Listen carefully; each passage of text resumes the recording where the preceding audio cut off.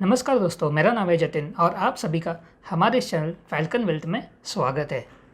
पिछले 2-3 वर्षों में सेबी ने म्यूचुअल फंड कैटेगराइजेशन को लेके कई सारे बदलाव किए हैं। इस वीडियो सीरीज़ के द्वारा हम एक एक ग्रुप और कैटेगरी को विस्तार में चर्चा करेंगे। सबसे पहले म्यूचुअल फंड स्कीम्स या तो ओपन एंडेड या क्लोज एंडेड होती है। ओपन एंडेड यानी ऐसी म्यूचुअल फंड स्कीम्स जिसे आप कभी भी खरीद सकते हैं और कभी भी बेच सकते हो। क्लोज एंडेड म्यूचुअल फंड्स यानी ऐसी स्कीम्स जिसे आप केवल न्यू फंड ऑफर के वक्त ही खरीद सकते हो और उस स्कीम के अवधि तक आपको उस स्कीम में बने रहना होगा। हालांकि एक विकल्प आपके पास होता है कि आप उस म्यूचुअल फंड यूनिट्स को डीमैट करके स्टॉक एक्सचेंज के थ्रू किसी और खरीदार को बेच सकते हो।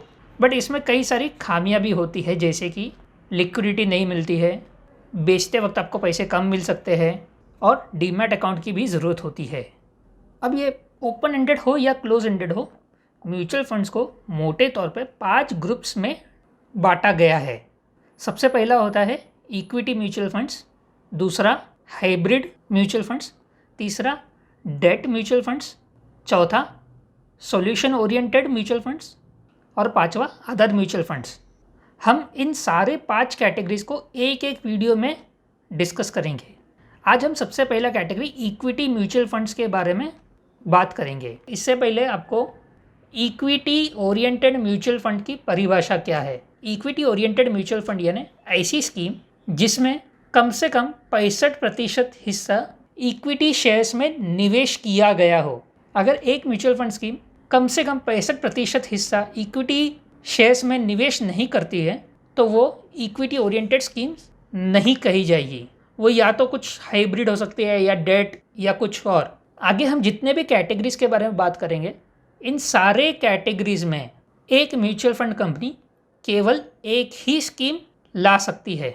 सबसे पहला large cap mutual fund. Large cap mutual fund यानी एक ऐसी स्कीम होती है जिसके AUM का 80% हिस्सा लार्ज कैप कंपनीज में ही निवेश होता है। अब यहाँ पे ये समझ लेते हैं कि लार्ज कैप कंपनीज का मतलब क्या। पहले हर फंड मैनेजर अपने अपने हिसाब से क्या लार्ज कैप है, क्या मिड कैप है और क्या स्मॉल कैप है, ये डिफाइन करता था।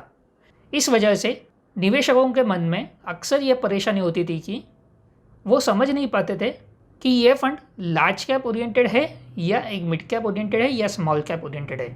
इसलिए सेबी ने एक रूल डिफाइन किया है जहाँ पे उन्होंने कहा है कि एम्फी को हर 6 महीने में एक लिस्ट पब्लिश करनी होगी जिसमें सारे कंपनियों का पिछले 6 महीनों का average market capitalisation BSE, NSE और मेट्रोपॉलिटन स्टॉक एक्सचेंज का दिया जाएगा। इस लिस्ट को बाद में सबसे ज़्यादा मार्केट कैप से लेके सबसे छोटे मार्केट कैप की ओर सॉर्ट किया जाएगा।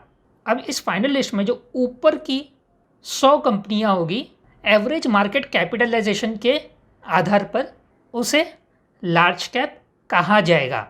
अब ये लिस्ट हर जनवरी और हर जुलाई में एम्फी के वेबसाइट पर पब्लिश होती है। तो लार्ज कैप यानी ऐसा फंड जिसमें टॉप की 100 कंपनीज में कम से कम 80% निवेश किया जाएगा। बाकी 20% का फंड मैनेजर के हाथ में है कि उसे ये किस तरह से निवेश करना है। दूसरे कैटेगरी का फंड है mid cap fund. Mid cap fund में फंड मैनेजर को अपने AUM का कम से कम 65% हिस्सा मिड कैप कंपनीज में लगाना है। अब मिड कैप कंपनीज यानी ऐसी कंपनीज जिसका रैंक उस एम्फी के लिस्ट में 101 से लेके 250 तक में हो। बाकी बचा हुआ 35% फंड मैनेजर के ऊपर है कि उसे कहाँ डिप्लॉय करना है। वो चाहे तो लार्ज कैप में डिप्लॉय कर सकता है, चाहे तो मिड कैप में ही रह सकता है और चाहे तो स्मॉल कैप में भी निवेश कर सकता है। आगे बढ़ते हैं small cap mutual fund. Small cap mutual fund यानी ऐसा म्यूचुअल फंड जिसका कम से कम 65% हिस्सा स्मॉल कैप कंपनीज में निवेश किया हो। अब स्मॉल कैप यानी ऐसे शेयर्स जो इस एम्फी के लिस्ट में 251 से आते हो। बाकी AUM का 35% फंड मैनेजर अपने हिसाब से कहीं पर भी निवेश कर सकता है। आगे बढ़ते हैं large and mid cap fund की ओर। जैसे कि नाम बता रहा है, इस फंड का निवेश लार्ज और मिड कैप कंपनीज में ही किया जाएगा। परिभाषा के हिसाब से फंड मैनेजर को कम से कम 35% AUM लार्ज कैप स्टॉक्स में निवेश करना होगा और कम से कम 35% हिस्सा मिड कैप शेयरों में निवेश करना होगा। बचा हुआ 30% फंड मैनेजर अपने हिसाब से निवेश कर सकता है। अगली कैटेगरी है multi cap fund. Multi cap fund यानी ऐसा फंड जिसे लार्ज कैप, मिड कैप और स्मॉल कैप इन तीनों मार्केट कैपिटलाइजेशन वाले कंपनीज में निवेश करना होगा। परिभाषा के हिसाब से लार्ज कैप में कम से कम 25%, मिड कैप में कम से कम 25% और स्मॉल कैप में कम से कम 25% AUM होना चाहिए। बचा हुआ 25% फंड मैनेजर अपने हिसाब से कहीं पे भी निवेश कर सकता है। छठी कैटेगरी है फ्लेक्सी कैप फंड। सारे म्यूचुअल फंड कैटेगरीज में से ये एक ही ऐसी कैटेगरी है जहाँ पे म्यूचुअल फंड मैनेजर अपने हिसाब से फंड का एलोकेशन कर सकता है। केवल नॉर्मल 65% इक्विटी का रूल लागू होता है जो कि हर म्यूचुअल फंड स्कीम्स में होता है। अगले कैटेगरी की ओर बढ़ते हैं, इक्विटी लिंक सेविंग स्कीम या ELSS mutual fund. Flexi cap fund की तरह ELSS म्यूचुअल फंड में भी large cap, mid cap, small cap का कोई रोक टोक नहीं होता। केवल इतना ही रूल होता है कि फंड मैनेजर को अपने AUM का कम से कम 80% हिस्सा इक्विटी शेयर्स में लगाना होगा। जनरली हर कंपनी का 97-98% इक्विटी शेयर्स में लगा हुआ रहता है और बाकी का 2-5% हिस्सा कैश और बैंक बैलेंस के रूप में होता है। ELSS म्यूचुअल फंड में एक विशेष बात यह है कि इसमें निवेश करने पर आपको सालाना 1.5 लाख रुपए तक की टैक्स में ATC के अंडर में छूट मिल जाती है। निवेशकों को एक चीज़ का ख्याल रखना होगा कि अगर वो कोई भी लमसम इन्वेस्टमेंट या SIP करते हो तो उनका निवेश 3 सालों के लिए लॉक इन हो जाएगा। SIP इन्वेस्टर्स के लिए हर एक SIP 3 साल के लिए लॉक हो जाएगी। कई लोगों के मन में कन्फ्यूजन होता है कि उन्होंने SIP जब से शुरू की है उस दिन से 3 साल तक उनकी SIP लॉक रहेगी और उसके बाद ओपन हो जाएगी। जी नहीं, आपके हर एक SIP 3 साल के लिए लॉक इन रहेगी। अब थोड़े स्पेशलाइज्ड टाइप के म्यूचुअल फंड की ओर देखते हैं। Dividend yield mutual fund. Dividend yield mutual fund आपके पैसों का निवेश ऐसी कंपनीज में करेगा जिसका डिविडेंड यील्ड ज़्यादा हो। अब डिविडेंड यील्ड किस तरह से कैलकुलेट किया जाता है? डिविडेंड यील्ड कैलकुलेट करने के लिए आपको सिर्फ dividend divide by share price into 100 करना है, जिससे आपको डिविडेंड यील्ड मिल जाता है। तो ये म्यूचुअल फंड ऐसे जगहों पे निवेश करेगा जहाँ पे डिविडेंड यील्ड अच्छा हो।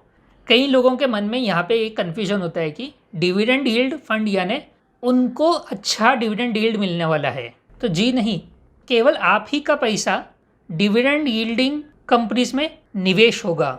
अगला कैटेगरी ऑफ फंड है वैल्यू और कॉन्ट्रा फंड। ये एक इंटरेस्टिंग कैटेगरी का म्यूचुअल फंड है। निवेशकों को एक फंड हाउस या तो कॉन्ट्रा फंड दे सकता है या तो वैल्यू फंड दे सकता है, कोई भी एक, दोनों नहीं। वैल्यू फंड ऐसे शेयर्स में निवेश करता है जो आज अंडर वैल्यूड है और कॉन्ट्रा फंड ऐसे शेयर्स या सेक्टर्स में निवेश करता है जो आज आउट ऑफ फ्लेवर है। 10वीं कैटेगरी है फोकस्ड फंड। फोकस्ड फंड ये एक ऐसा फंड है जो 30 से ज़्यादा शेयरों में निवेश नहीं करेगा। 20, 25, 28 कितना भी कर सकते हैं, पर 30 से ऊपर नहीं जाएगा। इसके अलावा फोकस्ड फंड को अपने स्कीम इंफॉर्मेशन डॉक्यूमेंट में ये भी बताना होगा कि उसका फोकस किस तरह के कंपनियों में होगा, लार्ज कैप या मिड कैप कंपनीज या स्मॉल कैप कंपनीज या हर मार्केट कैप में आने वाली कंपनीज।